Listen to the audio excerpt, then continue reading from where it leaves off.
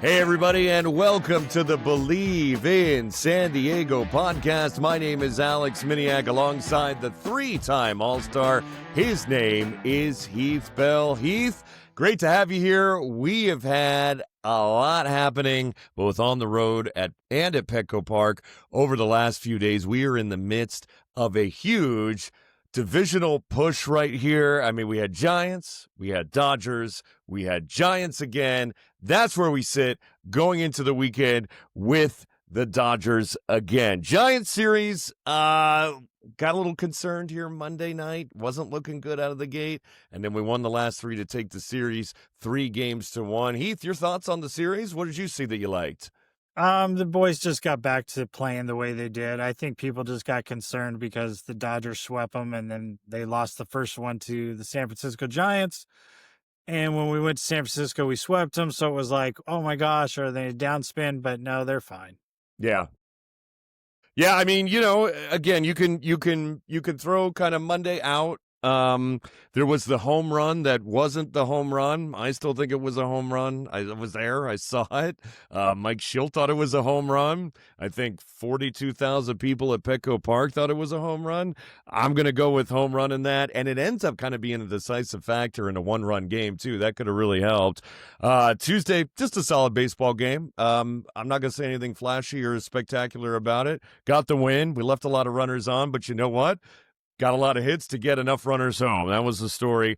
Wednesday, bats wake up. We start seeing O'Hearn cranking. We start seeing Sheets cranking. Tatis had the home run robbery in the first inning that really set the tone for that game. And then Thursday, we finally get to Verlander in the fifth. I know he's not the Verlander of old, but he still looked pretty good. I know he's been improving throughout the season, but we finally get to him, get 6 runs that inning once he's out of the game, and that was enough to win the game. I mean, again, you were right on that point. Kind of got back in the groove. Here we are, and we're setting it up, right? 1-3 straight, going into the Dodgers series again. Here we are. You know, we were a game ahead going into last weekend. Now we're a game back. And here to talk about that divisional race, we're bringing in our friend Kyle Glaser. Kyle does the Friar Territory Podcast with Heath. So it's a little crossover effect we got going on. And of course, Kyle is a writer for MLB.com as well. Kyle, it is great to have you. You are now our second guest on Bleav in San Diego Baseball. So welcome to the show. Glad to be here with you guys. Kyle, from your perspective, I mean, I don't think a lot of us were expecting a divisional race this close later in the season. I think wild card is kind of where we hope to be. Dodgers, of course, get all the headlines. They get the big names. They plug them in the lineup. But this Dodger team really hasn't responded through injuries and whatnot throughout the course of the year. They haven't really scared me yet personally. We'll get to that. But what do you think? You think we're in a better position than we could have ever thought we could have been in at this point of the season? Well, I think the fact that the Padres, when they were in first place, it was the latest they've been in first place in any season since 2010. Yeah, obviously it's something that I think a lot of people would have thought was improbable when you go back to the offseason and all the guys the Dodgers added, just how loaded that team looked. It really seemed like the Padres and everyone else in the NL West was going to be playing for second place.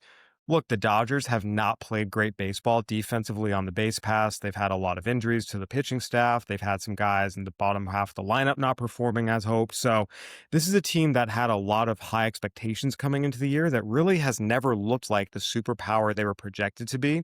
And to the Padres' credit, they've been able to stay with them. Again, there was a stretch where they fell back 9 games on the morning of July 4th. Looked like, okay, yeah, this is going the way we thought it would. And to their credit, they had scratched and clawed their way back. We've seen them win close games. We've seen them win some blowout games. The offense is a lot more explosive now post-trade deadline. Some of the starting pitchers are getting healthy. The fact that Padres are where they are, again, I know everyone wants them to be in first place, but if you take a step back and look at the big picture, they're in a really good spot, 1 game back of the Dodgers this late in the season, going into a 3-game series against them with a chance to retake first. So, Kyle, I got a good question for you. Okay, last time the Padres played the Dodgers were 1 game back, and they swept them. What are the chances that the Padres were 1 game back now, that we sweep them and then just take the division? Yeah, look, it's always possible. There's no question that the Dodgers have had the Padres number this year. They are 8-2 against the Padres. That said, we know the Padres are a very, very, very different team at home. This is a team that, look, the Padres are a sub 500 team on the road. They're 31-35. They're 41-21 at home. That's better. It's a better home record than the Dodgers. It's a better home record than the Phillies. I mean, a lot of teams that you think, man, they're tough to beat in their home park. The Padres are better than them. And yes, the Dodgers took 3 or 4 from the Padres in Petco the last time they played, but at that point, the Padres were missing a lot of their key starting pitchers, and they didn't have the lineup they have. So I think they certainly have a chance. That said, you know, it's hard to predict a sweep when the Dodgers have had the Padres number all season, but it's certainly possible. I'm not going to rule it out. I would rather lose the regular season series and win the postseason. That's kind of my feeling on it. We could use the entire season as a scouting process, and when we get there, we can actually seal the deal and move on like we did in 2022. Do you think that Petco Park, given that Padres home record, is a more intimidating place to play than Dodger Stadium? I know going into Chavez Ravine, it can be loud, it can be intimidating. Do you think Petco is more intimidating than Dodger Stadium? I'm not going to go that far. I will say this in terms of volume and intensity. Yeah, I mean, the fans at Petco are every bit as intense as the fans at Dodger Stadium. And look, a lot of people like to rag on Dodger fans for arriving late, leaving early. I've been fortunate to cover 8 World Series at ballparks all across the country. The only other stadium that gets as loud as Dodger Stadium in October was Wrigley Field in 2016 when the Cubs hadn't made the World Series since 1945. I mean, Dodger Stadium gets wild and rowdy. I will say that Petco also gets wild and rowdy. Just the fact the Dodgers are the big dogs and have been in baseball for a decade plus, there's still a little more to trying to go into Dodger Stadium and beating the Padres than there is going going into Petco and beating the Padres. But from a fan standpoint, yeah, it's equal. I just think the Dodgers, what they've accomplished as a team, still makes Chavez Ravine a little bit of a tougher place to go in and win. But again, both of these have become 2 of the, I would say, top 5 home field advantages in baseball, if not top 3. I would definitely say both of them. I'd say Petco Park is definitely harder to park and drive away in LA. So, But easier to get in. Dodger Stadium, once you're in the parking lot, there's more places to park, but it takes you 2 hours to get in. I normally go as media, so I'm there hours ahead of time. But I went, a friend had tickets. It was one of those days I had nothing going on. Sure, I went last year as a fan. Oh my God. Trying to get in and out of that place is ridiculous. Absolutely insane.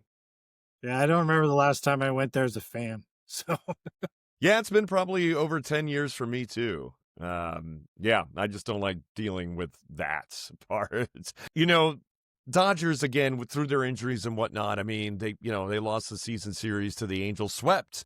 Coming into last weekend, they split a series with the Rockies. Again, they're not a team that impresses me all that much. I mean, 1 through 4, scary. Shohei, Betts, Will Smith, Freddie Freeman. I mean, yeah, those are top hitters. 5 through 9, I don't know. I think definitely beatable. Do you think it's Dodger blue itself that is more intimidating than the actual players when wearing Dodger blue?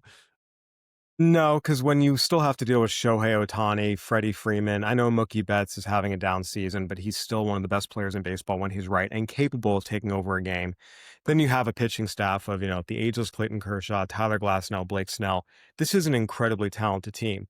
That said, they are a top-heavy team, you're right, and a lot of that's due to injuries. The bullpen has not been sharp. The bottom lineup has not been sharp. Teoscar Hernandez, since coming off the IL, has not been the same. Todd Edman, of course, is hurt. So right now, I mean, the Dodgers lineup for the better part of the last few weeks, the bottom 3 hitters have not scared you. So I still think there are a lot of players on this team that absolutely do scare you and can beat you. It's not just the uniform. This is still a really talented team. But due to injuries, they're a lot shallower. Their talent base right now is a lot shallower than I think we all expected coming into the season. Now they're going to get some of their best relievers back here soon with Michael Kopech, Kirby Yates, Tanner Scott. So that might change on the bullpen side. We'll see if Tommy Edman's able to come back soon, Max Muncy as well.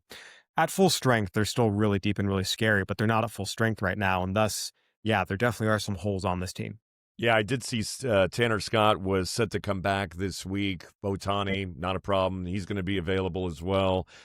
So those spots will start to get filled, but I don't know. Maybe I'm a glass half full kind of guy, but I'm like, when I see an opportunity, I'm ready to pounce. Let's go. And the Padres certainly have an opportunity. There's no question. What do you think will be a bigger story? The Dodgers get knocked out early in the playoffs, or the Padres taking the division over? Wow. That's a tough one. I think it would be I'm gonna say equal, because here's the thing. If the Padres beat the Dodgers for the division, that's what the Padres have been going for really for the better part of the last 5 years, since they decided to turn upward and start, building, as opposed to, trading away veterans for prospects. And it would mark a moment of, hey, we finally got above the Dodgers, not just in a short playoff series, but over the course of a 162 game season. That would be a huge accomplishment. I will say, if that were to happen, but the Dodgers then win a World Series as a wild card, it's still going to be like, oh yeah, the Dodgers are great. They were just hurt. I, again, I think it's even. I might lean slightly toward the Dodgers getting knocked out of the playoffs, because if that happens, it's like, hey, here's this team that, spent $300+ million and assembled this, all-time roster, it looked like, at the beginning of the season, and they don't get past the division series. I think that would be sort of a broader story throughout Major League Baseball, but I do think within, you know, the confines of Southern California, the Padres finally getting ahead of the Dodgers and winning the division over them, which has been their goal for years and years and years and years, that would be a big story as well. Yeah, I got my gut feeling. You're gonna hate me for this. My gut feeling is the Dodgers are gonna beat the Padres this weekend, but then the Padres are gonna take the division because they don't have to play the Dodgers the rest, and the Dodgers are just gonna kind of slowly not like play 500 ball for the rest of the season. And some games, like against the Rockies and the Angels, the teams are supposed to win, they don't. So it's kind of that's my gut feeling. I'm hoping that we win this weekend and then take over, but that's my gut feeling. My kid hates me for saying that, but told me not to say it. But the Padres have, it's interesting. Their September schedule is very, very, very light. The Padres have a clear path to, call it a 19-9 September or 20-8 September. And that could be what propels them to the division, especially if the Dodgers, some of their guys come back from the injured list and they're not 100%, or we start to see some of their starting pitchers who we know are injury prone go down again. I do think there will be a window of opportunity for the Padres, but they have to get there first. And look, there's this 3-game series against the Dodgers. And oh, by the way, 3 games against the Mariners. That's not going to be easy up in Seattle. If those go poorly and the Padres find themselves 5 or 6 games back, it's a different conversation. But I think if they're able to hang on through this 6-game stretch and come out of it 1 game back or even ahead, they're going to be in really, really good shape. Yeah, I know we have Minnesota coming up, who traded the entire roster during the trade deadline. There's Chicago, there's Colorado. Our path, I think, is definitely a little easier. I don't know what the Dodgers' schedule looks like the rest of the way. Kyle, are you familiar with what that looks like? Yeah, it's definitely tougher. Again, I think that there's no question. You look at the Padres, and they really aren't going to face many teams that scare you at all the entire rest of the season. Whereas the Dodgers, I need to pull it up real quick because I don't want to misspeak. But I know for a fact that, look, the Padres really, it's not just versus the Dodgers. They probably have one of the easiest schedules in September of any team in baseball. And so it's not just a matter of, oh, they can potentially leapfrog the Dodgers. They might be able to pull ahead a little bit and maybe move up in some seeding. We'll see what happens. But, the Dodgers get the Reds after the Padres series. And look, they do get, the Pirates, the Orioles, the Rockies, but they have 7 more games against the Giants, in September. That rivalry is always fierce. They have 3 games against the Phillies. That's not going to be easy. And they finish with 3 games against the Mariners, and the Mariners probably will be fighting for a division there toward the end. Realistically, the Dodgers are going to have 13 tough games in September. Padres, you can argue, won't have any. So it's definitely a favorable schedule for the Padres. Now, they have to take advantage of it. We have seen past Padres teams get up for the big teams and play down to the level of their competition. This year's team has not done that, to their credit, but they need to continue that through the end of the season. Yeah, obviously every game is going to be important down the stretch, no matter your opponent's record. These are all major league teams at the end of the day, and you need to respect your opponent. Actually, Mike Schilt talked about this in a post-game presser the other night. Do you think having a particularly, let's say, easier, in air quotes, schedule down the stretch helps you for the playoffs, or would you rather see some challenges on the radar to know where you stack up going into October? That depends on the health of your team. If your team is limping, it's really, really, really nice to have some of those, teams you can kind of cakewalk over and don't have to be 100% against. But, if you're healthy, yeah, it's nice to see how you can fare against the best of the best. And I want to go back, I said the Padres probably don't have any tough games in September. There is a 3-game series against the Brewers, which could be tough. However, it's the second to last series of the season. The Brewers could be so far ahead. They could be resting guys, not really taking that series seriously. But, the Mets right now are not scary. The Reds are interesting. They'll be fighting for their playoff lives a little bit, but the Padres have them at home, and the Padres are a better team. Again, the only team the Padres are going to be facing that you look at and say that could be scary is the Brewers. But, again, they're home, and the Brewers by that point will probably be so far ahead in the Central race, it wouldn't shock me if they're not really, they're only playing half their guys. I think that Brewers series is going to be a nice test, too. See where we stack up going in, and hopefully keep the health of our guys and keep that momentum moving forward. Here's the thing. If I was still playing, I would want an easy schedule just for the simple fact to get there and to be on a winning note. Everybody's going to be ramped up for playoffs and all that stuff. But, first of all, you got to get there. And then to win the division, have a little break, that's even better. So it's just the key thing is you always get there. I always try not to think about tomorrow until today is done. So you got to get there first, and then you can decide, hey, really it doesn't matter how you get there. I mean, everybody loves to be getting there with like winning like 10 games in a row. But then some people are like, well, I want to lose one game so we have that taste. And it's like, no, you just want to keep rolling. So Yeah. I just want to get there any way possible. That's my boat. And Kyle, Heath and I were talking. I mean, Heath knows that I wanted to skip August and September right after the deadline and go right to the postseason because I was that ready. So to play 40, 50, 60 more games of baseball is not something I wanted to do. I just wanted to jump right to the postseason. Yeah, you're the type of guy that says the season's too long. No, I just want to win, baby. I just want, when I got something here in the palm of my hands, I just want to take it. Opportunity guy. All right. Well, I appreciate Kyle for being on and everything.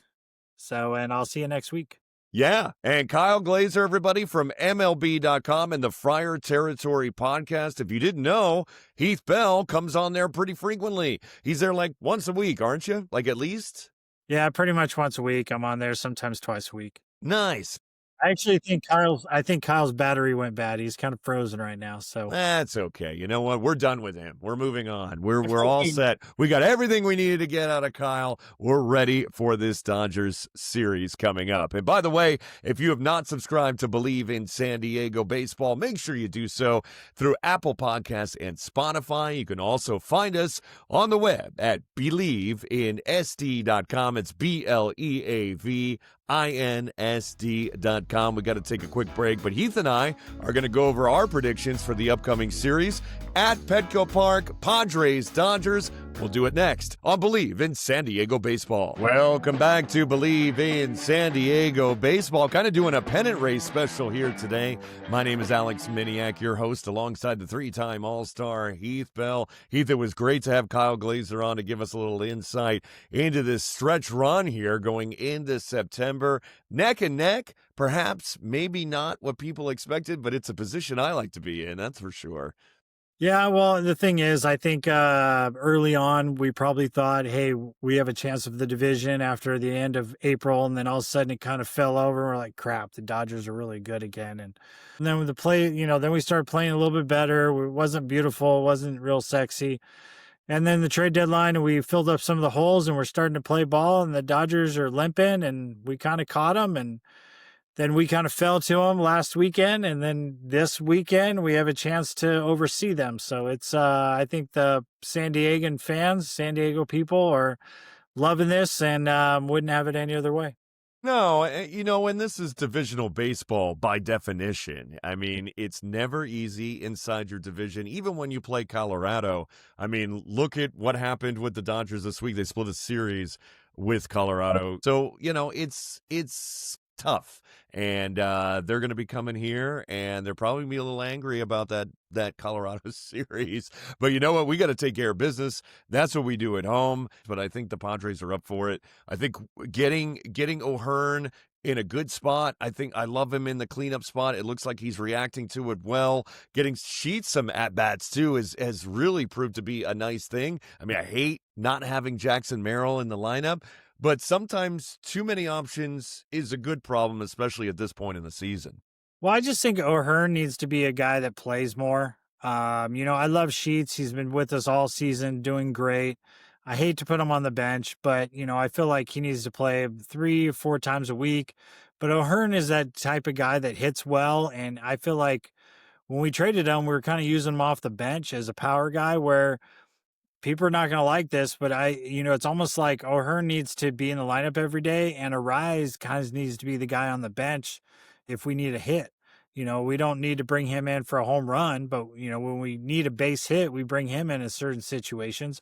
But it's good to see those two guys be in the lineup a little bit more because we need some guys with the power because we're at the bottom of power numbers, of all the teams, especially early on. You think Machado's having a pretty good year, and especially the way they start off Machado and Tatis and Jackson Merrill, really, until he got hurt. It was like, man, we have potential of 3 MVPs, and then it kind of fell off. And Machado's been kind of doing his thing all year, but it's just kind of like, the power just drops off after that. Where I feel like O'Hearn could be that guy. Ryan can be that guy that, gives us power. And I like how Mike put him in the 4th spot, gives Machado more time in the lineup, but if they're really going to put one of these guys, on the bench, I know Arise has been there all year and this and that, but he's not going for the batting title this year. So, it would be a hard decision what to do, but I see him on the bench trying to get a hit and just bring him in and pitch hit every single day. So he, still gets his at-bats, but that's the guy I would trust to get more of a pitch hit than, like Sheets or Ryan. So it's just one of those things. Sheets and O'Hearn can hit the, power. Arise isn't a power guy, but he's going to get a base hit. He's going to put the ball in play and do something. Yeah, I mean, again, it all goes back to a good problem to have. And by adding this horsepower at the trade deadline, it gives us numerous options in big game situations. So, again, I'm here for it. I trust Mike Schilt. He's gotten us this far. Great manager, and I'm ready to rock come October. Don't forget, by the way, at BleavInSD.com, we got a fan poll. If L.A. and San Francisco never made the move west, who would be our rivals? Who would Heath and I be talking about at this point in the year? That's a wild alternate universe kind of mind thing, but we got it going on there at BleavInSD.com. Any final thoughts, Heath, before we wrap this thing up and get playing baseball? No, but I'm just thinking about that rival thing. It'd have to be Arizona, but it's a horrible rival. But I know. We could debate this. But no, it's gonna be fun. It's gonna be a fun weekend, and we're gonna have a blast. And my gut feeling is basically what it. But I really love to see the Padres just win the series. Yep. I'm all about just winning the series. Win the series, and the tide changes. That motivation, that momentum just starts amping up. And here we go into September. So, for the 3-time All-Star Heath Bell, my name is Alex Miniak, and this has been Bleav in San Diego Baseball. We'll catch you next week. We'll talk more Dodgers, what happened at Petco Park. Be here for it. Let's go, Padres!